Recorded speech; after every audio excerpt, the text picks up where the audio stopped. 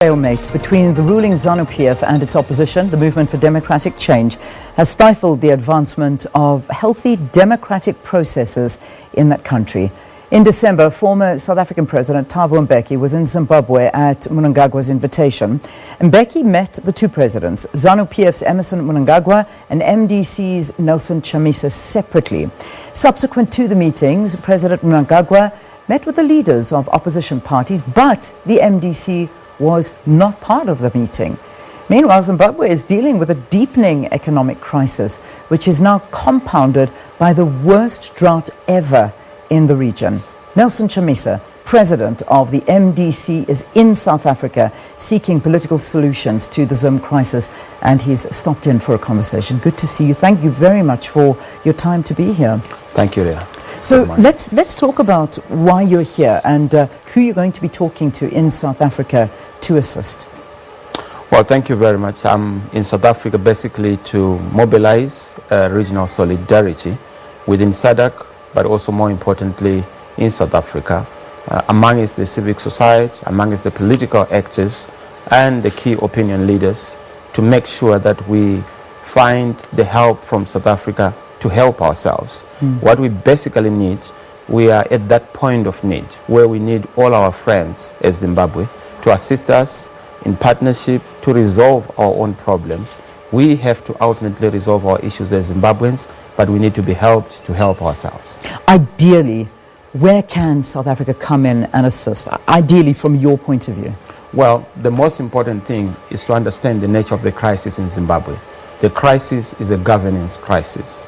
A governance crisis which is a political crisis born out of a disputed election in 2018, which has basically given birth to a legitimate crisis around the one who occupies the office of president. And that crisis can only be resolved if there is a political dialogue between the key political actors.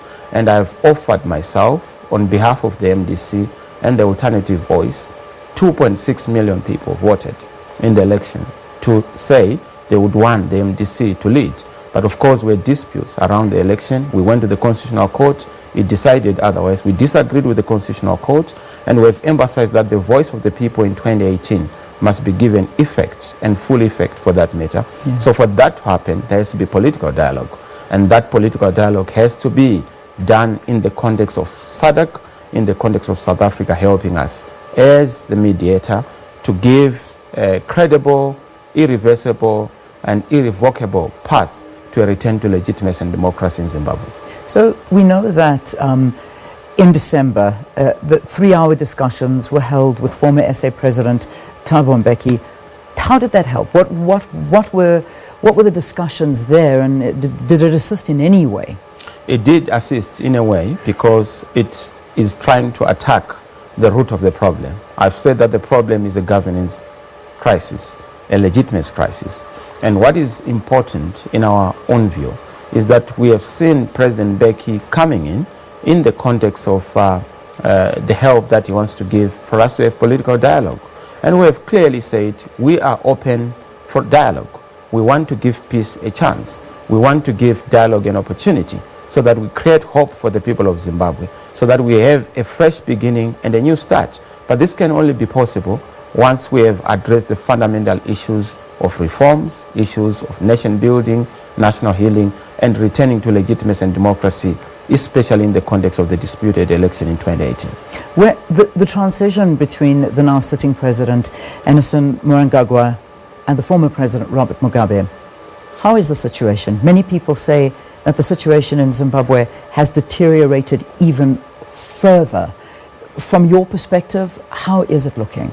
Well, many hoped in 2017 that we would have a new chapter, a new page, and would have turned a corner. Unfortunately, if we have turned a corner, we have actually turned a corner in reverse. We have actually gone backwards. The situation has gotten worse. What we now have is a totally failed state. What we now have is a totally failed system, erosion of salaries of workers, pensioners. We have situations where we have blackouts, electricity outages. We do not have fuel, long queues of fuel. Everything has collapsed. In fact, nothing works. And that is the legacy that we have seen, to the extent that people are beginning to even miss Mr. Mugabe, something that we never imagined would happen, that people would begin to say Mr. Mugabe's days were better. And that is what is now happening. That is just to dramatize how dark our chapters and pages have been going forward.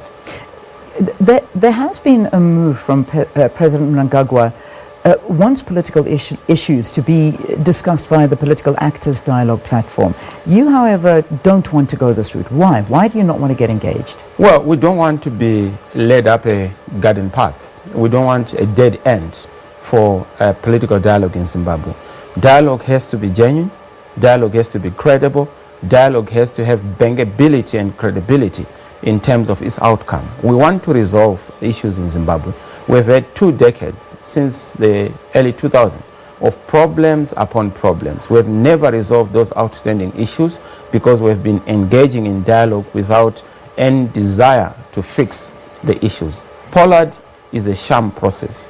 Pollard is a poisoned space because it is men and women, political parties created by Mr. Mnangagwa to give a false sense of a dialogue that is taking place. So we don't want to jump into a situation where we are swimming in a crocodile-infested river because we will not have an outcome that is good for the people of Zimbabwe. So what we would want is a genuine dialogue between ourselves and Mr. Mnangagwa, not the Pollard platform.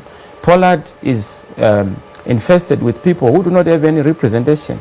These are just people who have just been picked to come and be part of a process to try and drown the voice of the alternative, to try and drown the voice of the people, to try and empty the vote of the people in 2018 of its effect. Yeah. So we are not going to waste a lot of time. We want genuine dialogue. This stalemate between the two parties in Zimbabwe, this has been ongoing for years. I mean, we go back to the years of Morgan Tsvangirai and Robert Mugabe. It was almost the same narrative, and now we're seeing the same thing unfolding between the two leaders now, the two of you. Indeed. What could have been done differently? Why is this narrative continuing? We've got 2 different role players now that we thought maybe things would get better.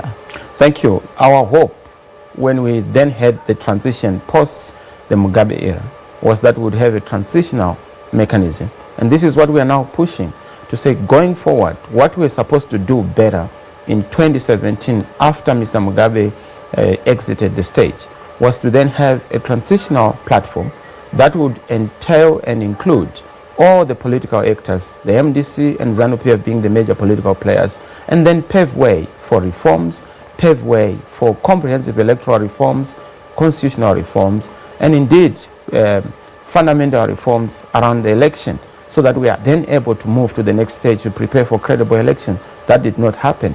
In fact, we then saw ZANU-PF going solo, doing their own thing, to the detriment of the nation, also to the jeopardy of inclusivity. And that is what we are pushing for, to resolve the issues in Zimbabwe. We have offered a 5-step solution. Let us deal with issues of the definition of the crisis in Zimbabwe so that there's a shared understanding, a consensus of what the problem is. ZAN would say it's economic sanctions. We are saying it's politics stupid. It is the governance that has to be fixed. It is ourselves as Zimbabweans that have to solve issues. Number 2, let's have comprehensive reforms that will be able to give effect to the voice of the people so that we turn a corner around the politics of the past, so that we have a fresh beginning. Thirdly, we have nation building and national healing, so that we are able to come together as a people and begin to identify ourselves and move forward, looking at our liberation ideals, our liberation legacy, and what we wanted to see. Number 4, let's then have national engagement, because we can't have national engagement that is not backed by international engagement. So those two have to come together. Last but not least is the humanitarian situation in the country that has to be resolved so that we are able to fix the key questions faced by young people. Look at what is happening in South Africa. A lot of young people are coming to South Africa. South Africa has to bear the burden of looking after the young people. We would want to make sure that we fix Zimbabwe in order for us to fix SADC. We fix our home so that our neighborhood is not up in flames. How many people do you reckon at this point have left Zimbabwe, have left the country, come into South Africa, because we know that we do have a lot of Zimbabwean nationals here that have just left the country because they see no hope? Reports indicate that we have 4 million Zimbabweans in the diaspora. In South Africa, possibly 1 million plus, if not 2 million. Yeah. We are yet to ascertain the actual figures, but it's a huge brain drain, and we need to fix this problem. Yeah. Now, we've realized that a Zimbabwe that is burning is going to set ablaze the entire region. It's not just South Africa, it's also Botswana, it's Mozambique, it's Zambia. So it's important to cure the sickness of Zimbabwe, because a sick Zimbabwe is definitely going to spread the virus for the entire region and indeed for the entire continent. And this is why we are pinning our hopes on South Africa's leadership in the AU. We are also pinning our hopes on South Africa's prominent role within SADC to make sure that we have African solutions to African problems and Zimbabwe is resolved ultimately. Mr. Chamisa, I'm going to pause our interview here. We will continue this and pick it up, but you mentioned the word virus. Coronavirus is a big worry in the world right now. We're actually having a press conference. You can listen in with us. We're just going to go and turn our attention now to our health minister.